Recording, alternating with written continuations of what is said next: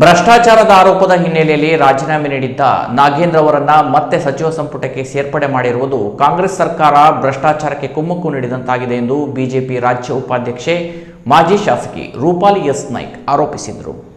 ಜಿಲ್ಲಾಧಿಕಾರಿ ಕಚೇರಿ ಎದುರು ಸೋಮವಾರ ಹಳಿಯಾಳ ವಿಧಾನಸಭಾ ಕ್ಷೇತ್ರದ ನೇತೃತ್ವದಲ್ಲಿ ನಡೆದ ಬಿಜೆಪಿ ಧರಣಿಯಲ್ಲಿ ಮಾತನಾಡಿದ ಅವರು, ವಾಲ್ಮೀಕಿ ನಿಗಮದ ಹಣ ವರ್ಗಾವಣೆ ಮೂಲಕ ಪರಿಶಿಷ್ಟ ಜಾತಿಯವರಿಗೆ ಅನ್ಯಾಯವಾಗಿದೆ. ನಾಗೇಂದ್ರ ಅವರನ್ನು ಮತ್ತೆ ಸಂಪುಟಕ್ಕೆ ಸೇರಿಸುವುದು ಜನತೆಗೆ ಮಾಡಿದ ದ್ರೋಹ ಎಂದರು. ಬಿಜೆಪಿ ಜಿಲ್ಲಾಧ್ಯಕ್ಷ ಎನ್ಎಸ್ ಹೆಗಡೆ ಹಾಗೂ ಮಾಜಿ ಶಾಸಕ ಸುನಿಲ್ ಹೆಗಡೆ ಮಾತನಾಡಿ, ನಾಗೇಂದ್ರ ಕೂಡಲೇ ರಾಜೀನಾಮೆ ನೀಡಬೇಕು, ಇಲ್ಲವಾದರೆ ಅವರನ್ನು ಸಂಪುಟದಿಂದ ವಜಾಗೊಳಿಸಬೇಕು ಎಂದು ಆಗ್ರಹಿಸಿದರು. ಧರಣಿ ಮುಗಿದರೂ ಕಾಂಗ್ರೆಸ್ ಸರ್ಕಾರದ ದುರಾಡಳಿತದ ವಿರುದ್ಧ ಜನಜಾಗೃತಿ ಮುಂದುವರೆಸಲಾಗುವುದು ಎಂದು ರೂಪಾಲಿ ನಾಯ್ಕ್ ಹೇಳಿದರು.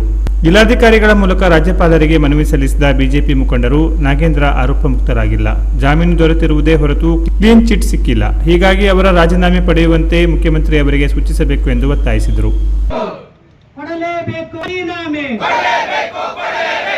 ಸಚಿವ ನಾಗೇಂದ್ರ ರಾಜೀನಾಮೆ, ನಾಗೇಂದ್ರ ರಾಜೀನಾಮೆ ಕೊಡಲೇಬೇಕು, ಕೊಡಲೇಬೇಕು, ಕೊಡಲೇಬೇಕು, ಕೊಡಲೇಬೇಕು. 187 ಕೋಟಿ ಎಲ್ಲೋಯ್ತು? 187 ಕೋಟಿ ಎಲ್ಲೋಯ್ತು? ವಾಲ್ಮೀಕಿ ನಿಗಮದ ಹಣ ಎಲ್ಲೋಯ್ತು?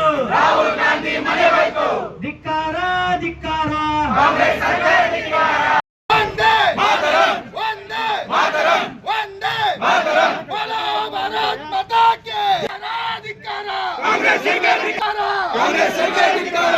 ಗೌರವಾನ್ವಿತ ರಾಜ್ಯಪಾಲರಿಗೆ ಲೋಕಭವನ ಬೆಂಗಳೂರು ಉತ್ತರ ಕನ್ನಡ ಮಾನ್ಯ ಜಿಲ್ಲಾಡಳಿತ ಆರೋಪ ಹೊತ್ತಿರುವ ಸಚಿವ ನಾಗೇಂದ್ರ ರಾಜೀನಾಮೆ ಸಲ್ಲಿಸಲು ಒತ್ತಾಯ.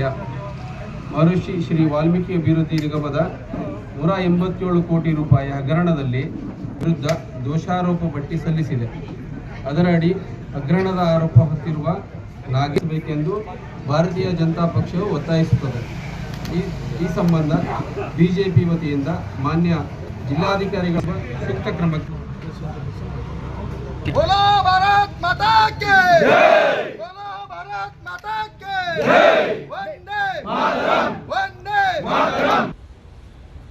ಡಿ.ಕೆ. ಶಿವಕುಮಾರ್ ಅವರ ಸಮ ಪಕ್ಷದ ಎಲ್ಲ ಕಾರ್ಯಕರ್ತರು, ಅಭಿಮಾನಿಗಳು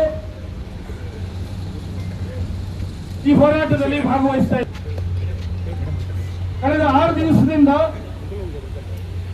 ಇಡೀ ರಾಜ್ಯಾದ್ಯಂತ ನಮ್ಮ ರಾಜ್ಯಾಧ್ಯಕ್ಷರಾದಂತಹ ಬಿ.ವೈ. ವಿಜಯೇಂದ್ರ ಅವರ ನೇತೃತ್ವದಲ್ಲಿ ಪ್ರತಿ ಜಿಲ್ಲೆಯಲ್ಲೂ ಸಹ ಜಿಲ್ಲಾಧಿಕಾರಿಯ ಕಚೇರಿ ಎದುರುಗಡೆ ಧರಣಿ ಸತ್ಯಾಗ್ರಹವನ್ನು ನಡೆಸ್ತಾ ಇದ್ದೇವೆ. ಬಂಧುಗಳ 2023ರ ಚುನಾವಣೆಯಲ್ಲಿ